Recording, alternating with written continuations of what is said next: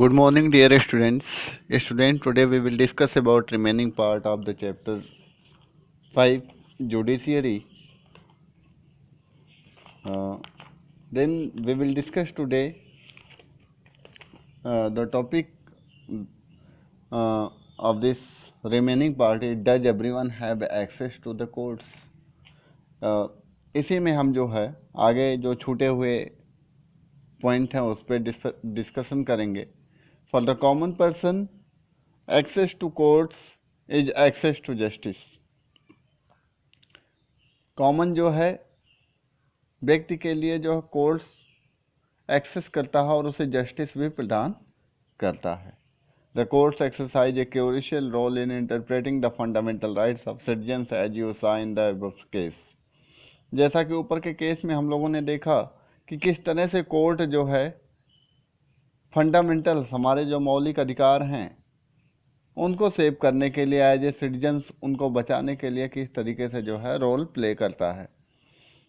The courts interpret Article 21 of the Constitution on the right to life to include the right to food. Article 21 के अनुसार जो court है वह इस तरीके से हस्तक्षेप करता है कि लाइफ जो है जीवन में जो है राइट टू फूड भी इंक्लूड है, जुड़ा हुआ है. They therefore ordered the state to take certain steps to provide food for all including the midday meal scheme. इसलिए जो है वह सभी लोगों को एक सर्टेन स्टेप जो है प्रोवाइड करता है कि सभी लोगों के लिए मिड डे मील स्कीम चालू हो. However, there are also court judgment that people believe work against an interest of common person. For example, activists who work on issues concerning the right to shelter and housing for the poor believe that the recent judgment on evictions are a far cry from earlier judgments. जो judgement होते हैं court के उसमें people जो लोग हैं विश्वास करते हैं work against the best interest of common persons. For example के तौर पे जो एक्टिविस्ट होते हैं who work on issue concerning the right to shelter and housing for the poor believe that the recent judgment on evictions are a far cry from earlier judgment. While recent judgment tend to view the slum dweller as an encroacher in the city, earlier judgment like the 1985 Olga Tellis versus Bombay Municipal Corporation had tried to protect the livelihood of slum dwellers. तो students, I hope कि आप लोगों को समझ में आ गया होगा कि जो कोर्ट का जजमेंट होता है वो सर्वोपरि होता है. कोई भी इशू होते हैं चाहे वो एक्टिविस्ट के द्वारा उठाए जाते हों तो उसका भी जो है फैसला कोर्ट के द्वारा समुचित तरीके से किया जाता है, जिसमें एक सही दिशा के रूप में, सही आधार के रूप में जो है. और जो जजमेंट होते हैं, रिसेंट के जजमेंट जो होते हैं उसको व्यू किया जाता है, देखा जाता है कि जो हमारे प्रारंभिक जजमेंट हैं, जैसे 1985 में ओल्गा टेलिस बनाम बॉम्बे म्यूनिसिपल कॉरपोरेशन में जीवन यापन को जो है प्रोटेक्ट करने की बात कही गई है, सुरक्षित करने की.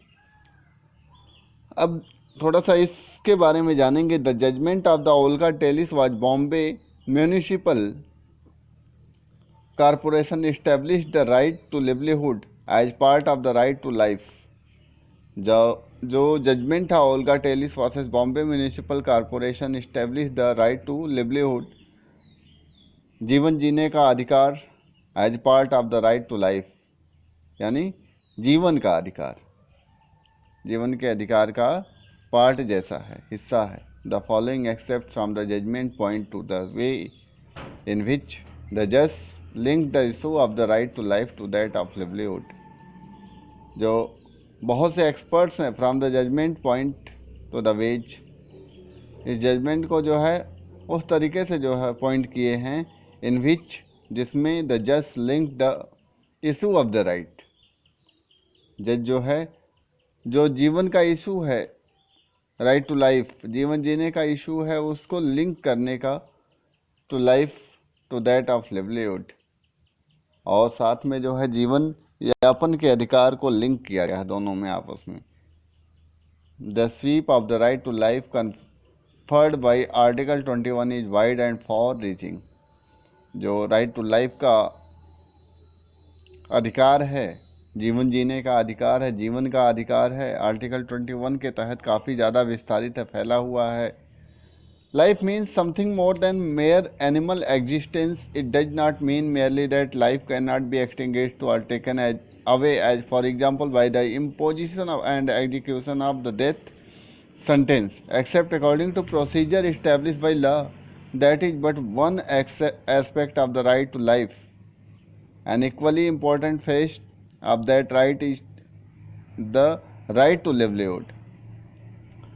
तो इसका मतलब ये नहीं है कि लाइफ जो है वह को एक्सटिंग्विश्ड और टेकन अवे, दूर की तरफ लेके जाना। फॉर एग्जाम्पल के तौर तरीके से कि by the imposition and execution of the death sentence, जैसे इम्पोजिशन और एग्जीक्यूशन के डेथ मृत वाक्य जो except according to procedure established by law, और ऐसे जो इस्टेब्लिश किए गए लॉ के हिसाब से अनुकूल ना हो, that is but one aspect of the right to life. लेकिन वह जो है एक एस्पेक्ट है, जीवन जीने का एक एस्पेक्ट हो। An equally important facet of that right is the right to livelihood, because no person can live without the means of living, that is the means of livelihood. Now students, I hope you have to understand that the eviction means क्या होता है, आप लोगों को search करना है ना।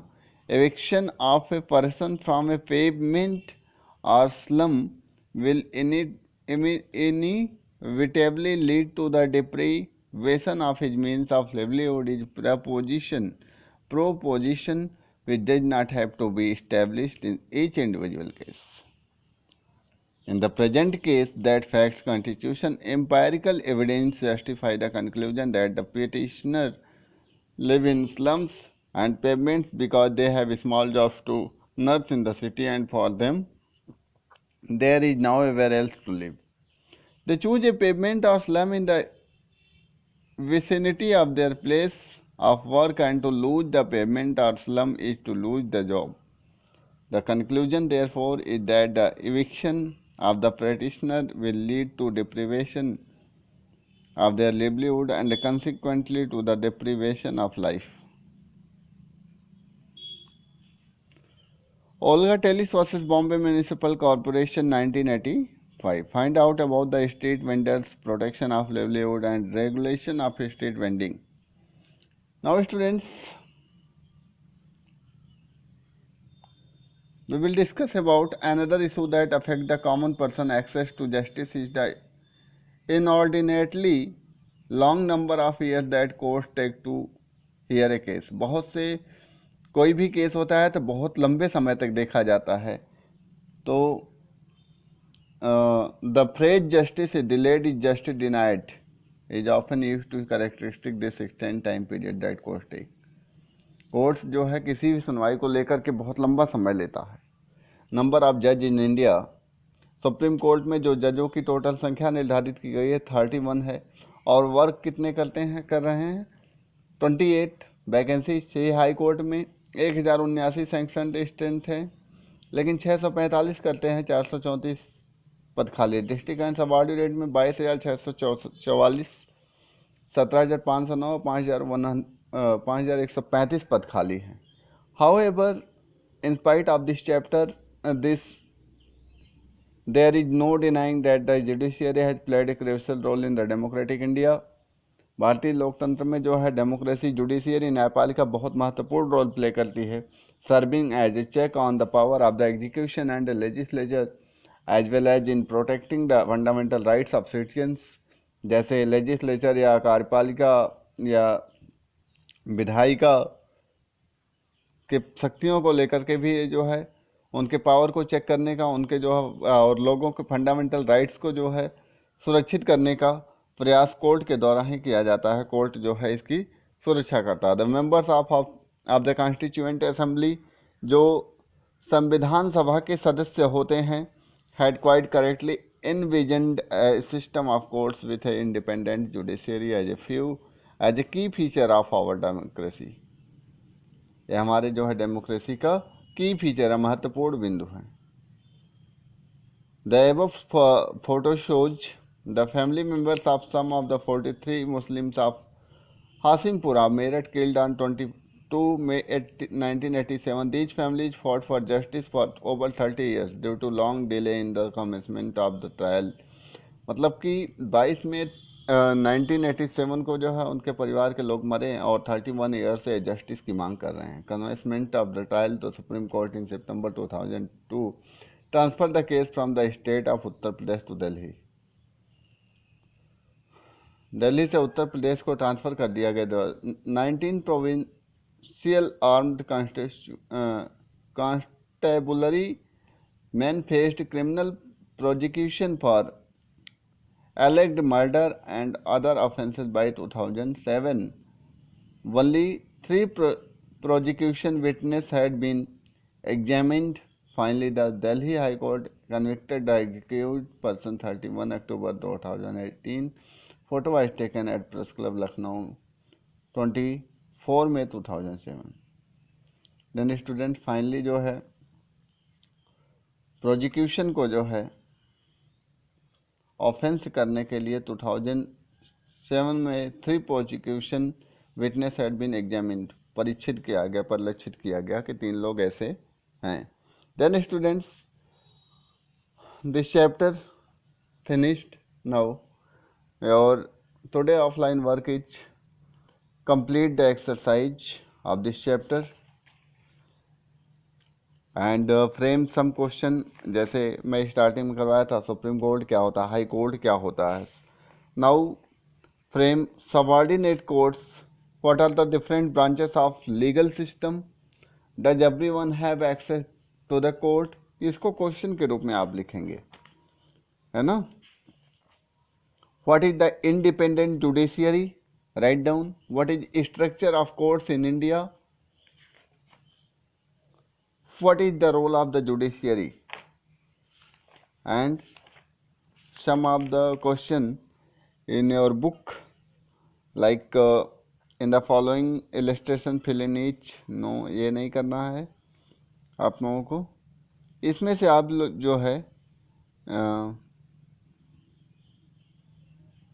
थोड़ा सा जो है स्टार्टिंग के एक क्वेश्चन, हाँ वो तो उसमें है ही है स्टार्टिंग के। You read that one of the main functions of the judiciary is upholding the law and enforcing fundamental rights. Why do you think an independent judiciary is necessary to carry out this important function? ये question कर लेना। Read the list of fundamental rights provided in chapter first। नहीं, इसको छोड़ देना। Keeping the Sudha Goyal case in mind, take the sentences that are true and correct ones that are false। ये भी करना। Why do you think the introduction of public interest लिजिटेशन PIL in the 19A, तो हम आप लोगों को कल जो है होमवर्क दिए ही थे। Read write a story around a theme justice delayed is justice denied, ये इसको भी करना है। Make sentence with each of the glossary words given on the next page, और ग्लोजरी को आप लोगों को तैयार करना है। जो ग्लोजरी दी हुई है इसको आप लोगों को तैयार करना है, याद रहे। Okay students, now see you tomorrow, have a nice day. And today और offline work is exercise and some framing question mentioned by this video lecture by me in the voice. Okay, have a nice day.